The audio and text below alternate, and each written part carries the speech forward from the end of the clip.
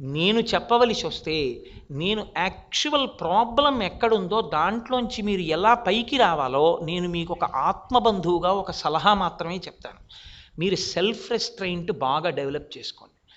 మీరు self రెస్ట్రెయింట్ develop చేసుకోకుండా ఎంతమంది శత్రువులు మీ చుట్టూ ఉన్నారు అన్న కోణాన్ని మీరు పరిశీలనం చేసుకోకపోతే జీవితంలో ఒక్కసారి బోర్లా పడిపోయిన తర్వాత మాత్రం ఇప్పుడున్నంత తేలిగ్గా రోజులు ఉండవన్న విషయాన్ని మీరు బాగా గుర్తుపెట్టుకోండి.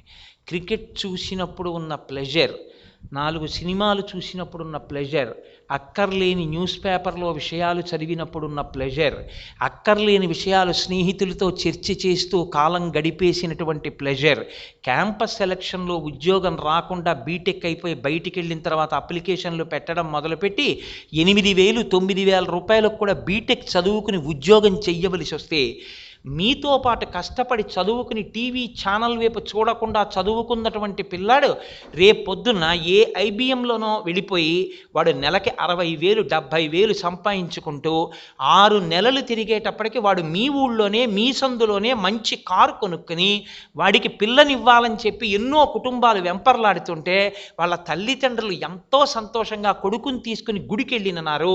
మీరు కూడా ఆ గుళ్ళో కనపడితే మీరు తలదించుకున్న నాడు మీరు ఏ ఎమోషన్కి వశులై జీవితాన్ని నాశనం చేసుకున్నారో ఆ ఎమోషన్ మళ్ళీ మిమ్మల్ని బాగు చెయ్యలేదు.